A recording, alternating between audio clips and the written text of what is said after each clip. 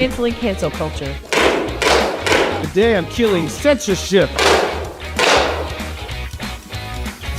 The day that Marcus Lamb passed away in the morning, early morning, she was there on set within 4 or 5 hours of his passing. I didn't see that part, Laura. I missed that. I saw the news that he had passed away, but I wasn't involved then, and I didn't see that. Joni able to do that just hours after Marcus passed, and no, I didn't see that. But I must say that since all this has opened up, I'm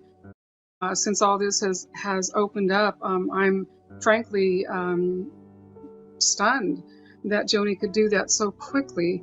I just can't understand how she could do that so quickly.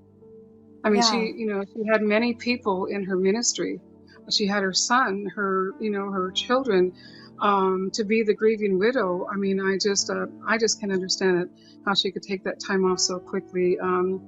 After my husband passed, on our 29th wedding anniversary, I stood in the ICU room with him for 8 hours, spending time with him, and then coming home in shock, knowing that he had passed. But I was so numb, I just drove around, Laura, for about 3 hours that evening, not knowing what to do. And then I came home, and I have a friend that's on our board for our church still, and he was so comforting. He called me and he said, you go home, don't do anything for 3 days, don't do nothing at all, just take time and sleep and eat a little bit and rest and cry if you have to. And he said that he and his wife would call me for the next 3 days, which he did. And I'm so thankful that he did that, Laura, because I needed to hear that. So for Joni to go and do that and just stand up, I mean, kudos to her for doing that, but I just can't, I couldn't see doing that myself. It was certainly not the way that you felt. And then I heard the news about Joni getting announcing her engagement, and I didn't have time to watch that during that time because, I was in the hospital with my husband in ICU, fighting for his life with him day and night. I slept there in the hospital, in the room with him on a little cot, and but I heard about her getting engaged, and I didn't have time, but I just thought, wow, that's really quick. But then after my husband passed, then I'm home around June, and I'm watching Ministry Now. I like to watch Ministry Now, actually, because they have a lot of good guests that are on that are really I like to hear the majority of them. But I started to watch as I'm home in June after my husband passed. I'm here, like I said, nursing my wounds and watching Ministry Now, and seeing this new Doug. I went and I watched her wedding, and I watching her wedding, sitting here, it really affected me in a not good way.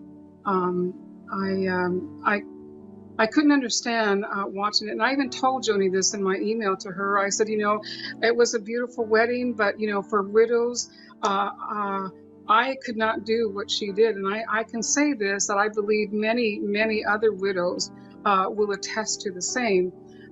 I saw her mouth the words to Doug, I love you. And in my heart, I'm saying, you were married for 40 years. I was married only 29. How could you transition that quickly to give your heart, your soul, everything to a new man and tell him I love you? And then I didn't see the whole wedding or their children, but I'm thinking, I wonder what their children are thinking.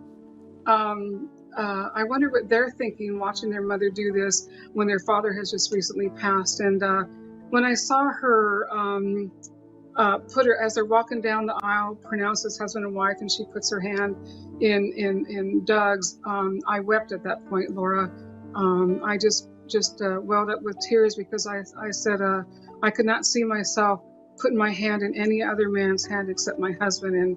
So I told Joni that in that email to her, and I said, I don't understand how you could do that. And she told me, she emailed back and said, don't judge my timeline of grief to yours.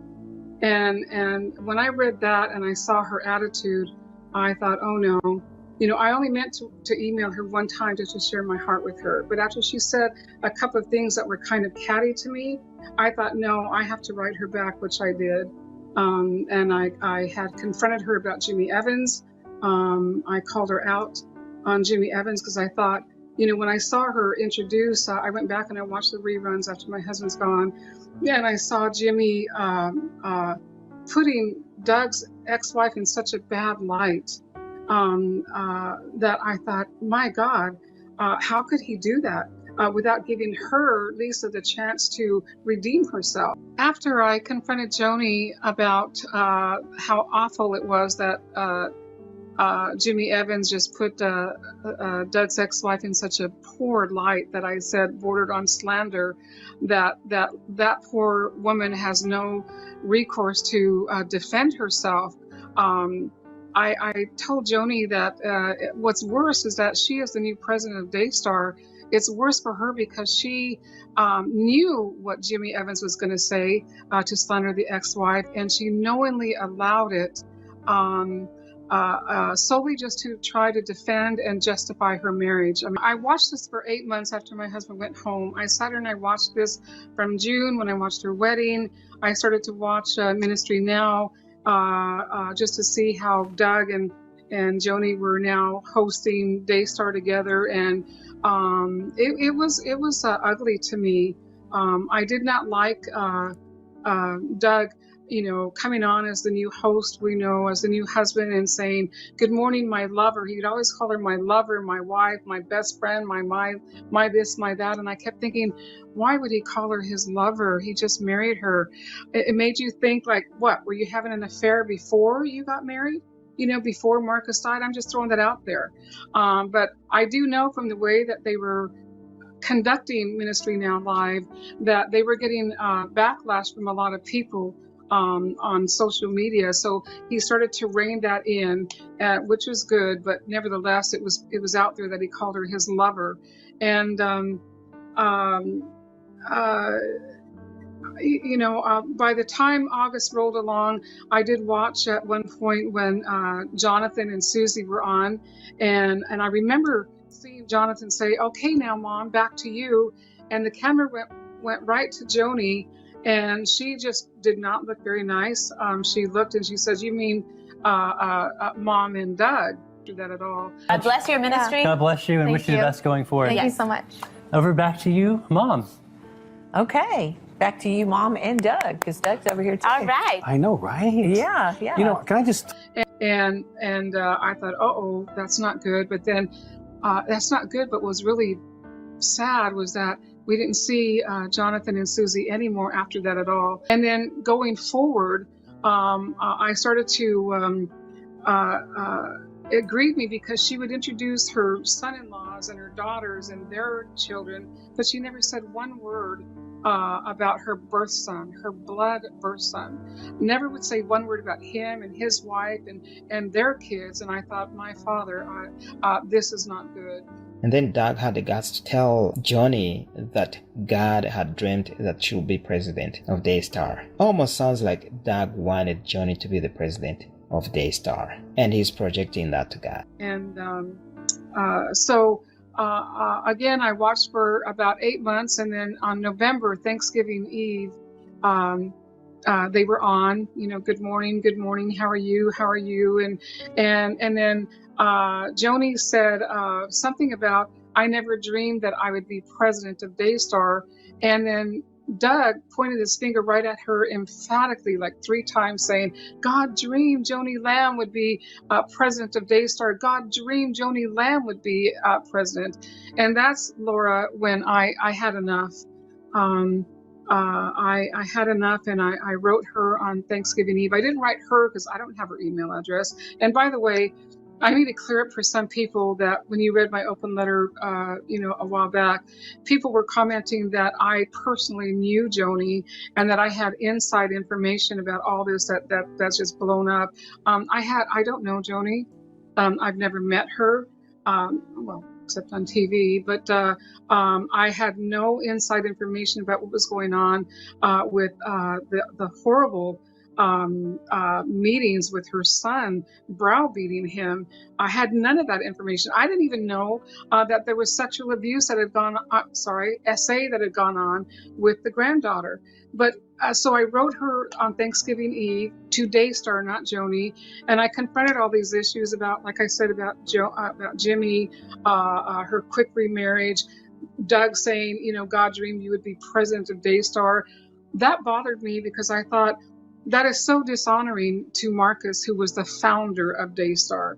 Marcus was the founder of Daystar, and for Doug to say that, so in my mind, dishonored him, and that's what compelled me to write Joni. I also called her out. As a new widow, I learned that 4 months after Marcus passed away, I don't know if you know this, I think you do, she went and put money down on a brand new home to move out, and she answered me in her email and said, Marcus and I were talking about downsizing, and I thought, okay, I get that, but I still live in my home, Laura. But what widow does that quickly? You'll hardly find any unless you want to hurry up and move on with your new relationship. And so there were so many troubling things, and so I emailed her Thanksgiving Eve. I called her out about her new husband Doug Weiss saying that Jesus died for us to have good sex. When I learned that before I emailed her on Thanksgiving Eve, I just told her, you as the president of Daystar, since you're the president of Daystar, the buck falls with you. You need to clean this up for the Lord's name. And that's when I told her about pedophiles, perverts, porn stars, the plethora of SA perverts are going to have a field day with this. And what's surprising to me was I had no idea what was going on with Jonathan and Susie behind the scenes. And when Joni emailed me back, she did not even touch that. And I find that interesting, Laura, that when I sent that email to her, it was happening simultaneously at the same time that Jonathan was being called in to sign an NDA. It's nothing to do with jealousy that she remarried so quickly, because nothing to do with that at all. It has to do with affecting God's people and misleading them and putting up a false facade that she so righteously married this man that she should not have married in the first place, especially knowing Doug's ex-wife. I'll just say this, I wouldn't want her as my girlfriend. But more importantly, I believe that the Lord, and many others do too, that the Lord is laying the axe to the root, Laura. He's laying the axe to the root right now for purity in his church, with his bride, to get the word across. And what Joni has been doing, and then to take it a step further, what she's done to her granddaughter. And I hope to talk about that and what she's done to her son and Susie and even the daughters, holding them hostage right now, making them sign NDAs so that they can't say a thing, is so utterly wrong. And this has nothing to do with jealousy with Joni. It's for the purity of God's word to go forth with vessels that are pure. The word says in Timothy that there's vessels of honor and vessels of dishonor. And I gotta say, what Joni has done to Daystar, and then the things that she said that has come out, wanting to, asking Jimmy Evans, was that wrong, Jimmy? Yeah, I kissed Doug, I wanted to kiss the hound dog out of him. Only 7 months after Marcus had been passed. This has nothing to do with jealousy, Laura. This is sick, what she's done. And for her, as a woman that's supposed to be a godly woman, to even ask Jimmy, was that wrong, Jimmy? Shows the low caliber of Joni's ungodly character. I remember about a week before this came out, with Jonathan and Susie and Julie Royce. And about a week before that, before God, I lie not, Laura, I was walking past my television in the living room watching Ministry Now, and something I just said, Lord, I've been watching for, almost a year now since she remarried. And then 8 months after my email to her, and I walked past the television and I just stopped, and out loud I prayed and I said, Lord, something is not right. Bring it to the light and expose it. After I emailed her on Thanksgiving Eve, I was shocked to get an answer from Joni Lamb herself. I'm thinking, I was shocked. I thought, what is she doing answering me on Thanksgiving Day? I mean, she's a brand new bride. She's got family. She's got lots of ministry folks around her. Why would she be taking the time out on Thanksgiving Day to write me back? So the way I took it is that she was very defensive, and she knew, I believe deep in her heart, she knew that what she did was wrong for Daystar. It's not just for her children, but for Daystar and for the Lord, Laura, to be doing this. And Jonathan, her son, was right in one of those audios where he was so right. He said it's classic textbook, and I guess Doug missed that class as a psychologist, right? But it's classic textbook that be it and I told Joni this in my email, that be it a divorce or a death, you never make big decisions for at least a year. You never do that. So Jonathan was right when he tried to tell his mother that, and Doug was right there in that meeting, and he said nothing about that, and he knows that. To be encroaching on a woman that's a widow. People say that Joni, that it was a spirit. She's being, it's a spirit that's attacking her. No. I don't believe that it was a spirit, Laura. I believe it was Joni's spirit, her flesh, that wanted this. And even psychologists, secular and counselors say do not make any big decisions for at least a year.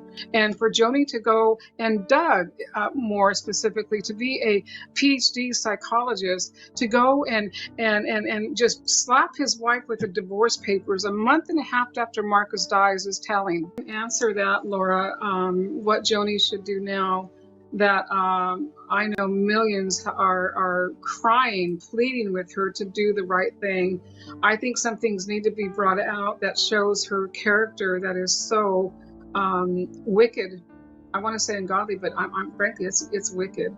To hear Doug yelling at Jonathan, and I think Susie was there, how he was abandoned, he was unloved, he was untouched.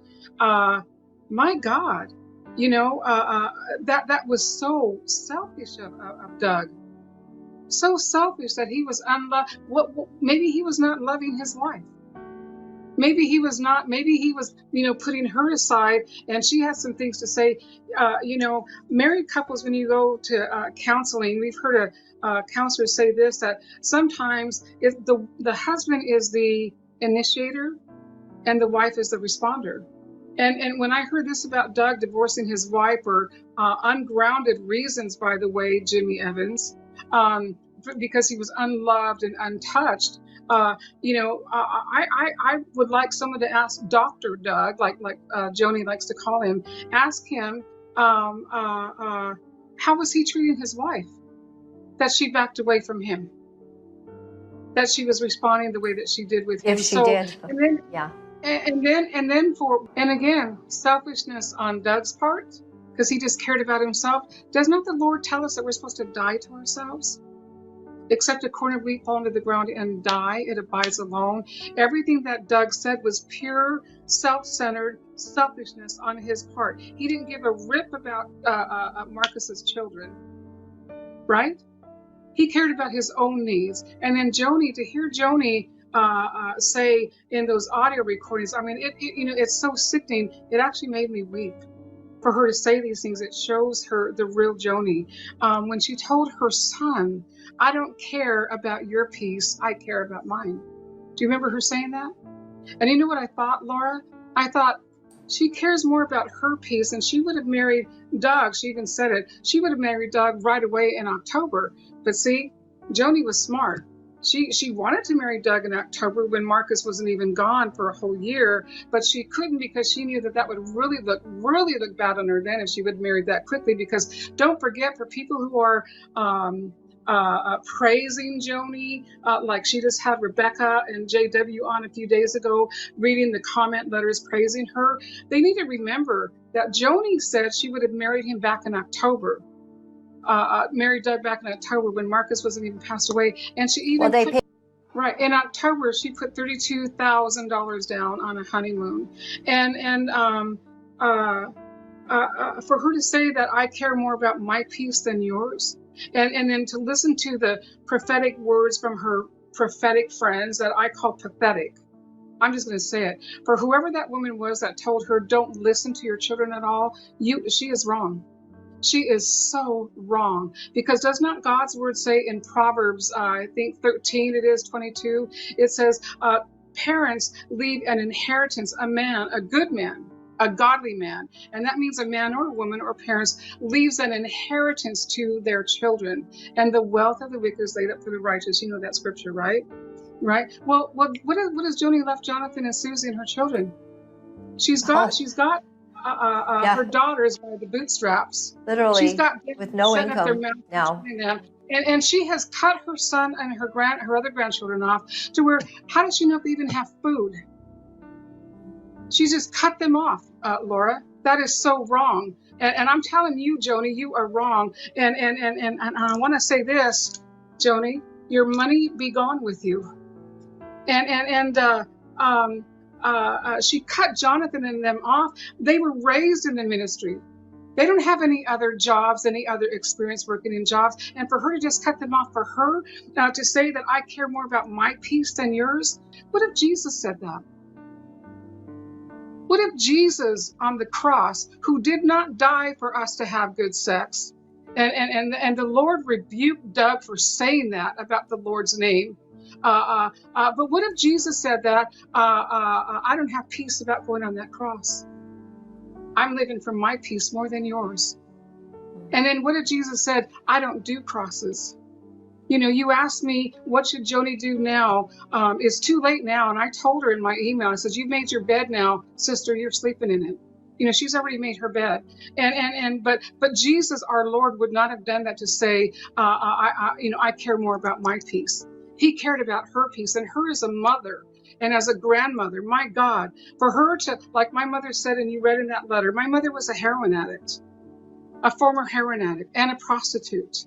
I was raised in that. I kind of, when you're raised in it, you follow it. But my mother always told me this one thing, and bless her heart, is she said, men come a dime a dozen, but you can never replace your kids. And how Joni can do this to her children is heartbreaking. And then take it a step further to her granddaughter. How she could shut the mouth of that granddaughter and call her in and tell her only Joni, the Lord, and that little girl, and the Lord and that little girl knows what Joni said. And you know, in Washington State, Laura, that is a crime. That's a gross misdemeanor. Whatever Joni did to that little girl to shut her mouth up, there's no telling what she told the granddaughter. You know, your parents are going to get hurt if you say anything. It's going to go bad for you, and it's going to be all your fault. That would shut any child up to protect their parents. So what did Joni tell that little girl is so wrong. I'm saying this for Joni. How dare she do this to her son and her granddaughter, that she cares more about herself and her own peace than she does her granddaughter's peace, Laura. And by the way, getting back to that CSA of her granddaughter in Washington State, did you know that it's a gross misdemeanor to intentionally hide, delay, or obstruct the performance of a police officer? Did you know that? No, I didn't. But that makes sense that... It's a gross misdemeanor. Why isn't Texas doing that? Why isn't Texas calling Joni in because she has deliberately hidden, delayed, and obstructed by talking to her granddaughter whatever she told her that God knows. Joni thinks that she can cover this up and not say nothing about it. God knows. He sees everything. And she's obstructed that little girl from speaking, probably put the fear, some sort of fear in that little girl to shut up. And Joni should come forward. When she was on Table Talk with her friends, trying to defend herself and answer all the questions that everybody was having, she didn't touch that. When Joni was on Table Talk at the beginning, when all this blew up, trying to defend herself and trying to answer all the questions, trying to act like she had it all together, she didn't. Because Redwig, like Pastor Ray calls her, who's supposed to have been a counselor that defended Marcus and Joni when Marcus had that affair, back in 2010. Why didn't those women that say that they're not yes women, why didn't they ask her the tough questions? Why didn't they ask Joni the hard questions? What did you tell your granddaughter? And they all left that alone, Laura, and that is wrong. And so you're a victim of SA. And especially when you're a little girl or a little boy, you carry that fault with you. Children that are victims of SA, that grow into adulthood, if they're not healed from this, they grow up thinking it's their fault for everything. They grow up living promiscuous lives. And Joni, so unscrupulous, that told Jimmy, was that wrong, Jimmy? Yes, I was kissing the hound dog out of Doug. She cares only about herself and doesn't care about her granddaughter. How dare she, Laura? Why does this matter that we should be speaking about Joni Lamb publicly like this?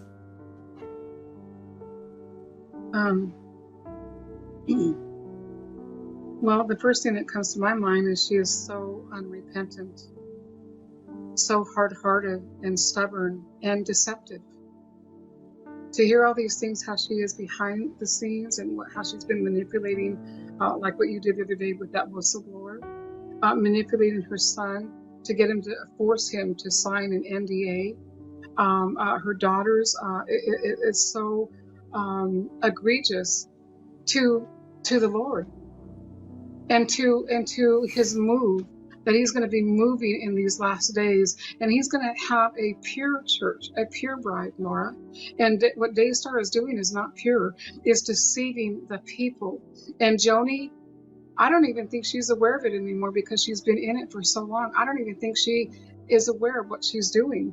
And a while back, before all this news broke, I hope maybe one of you can find the Ministry Now show. Joni and Doug had a guest that was on a Ministry Now, and this is a few months last summer before this news broke out, where she actually had, I think it was her CFO, it was somebody on her board. Was it Andrew? Yeah, I mean Arnold Torres. Yeah, and do you know what she had them do? She had him on as a guest, her and Doug, talking to people about what to do if you're a widow and you have no children and you're going to pass away. Who do you leave your will with? Did you know that? No. And this CFO, I think it was a CFO, he was telling people and encouraging them how to sign their wills over and their inheritance to give it to Daystar. Did you know that? I have heard that. Yes, it's quite. Let me ask you this. Quite so something. Let me ask you this. Yeah. How dare Joni go and do that to get vulnerable widows that have no children and donate it to Daystar when she's ripping off her son and Susie and them of their livelihood? And she can sit there, and eat with a golden spoon. How dare she do that? You asked me what should Joni do going forward, and I remember hearing one of the audios where Doug was talking before him and he and Joni got together that he was going to divorce Lisa and go retire and move into the mountains of Colorado. I think that Joni should get before the Lord and do what Doug was going to do and retire. Move to the mountains of Colorado. Take some time off for the healing of Daystar, for the healing of her children, for the healing of all of us, for God's church, for His church, Laura. Do you understand what I'm saying? For His move in these last days that we're living in. She needs to step back and retire, hand it over to the rightful heir, which is Jonathan, and let him and Susie clean up Daystar. Fire those, excuse my French, but the D word, like Pastor Ray says, the D word is in the Bible. Fire those ugly, weak, board of directors men, fire them, that Jonathan and Susie can go and clean it up, and let Daystar be healed. These are God's people, Laura, all over the world. They're not Joni's people. They're not Joni's people. It's God's church. It's His people, and she needs to quit deceiving the people and stealing their money. And if she wants to save face, now is the time to do it, because the more she continues on, it's just going to get worse, Laura.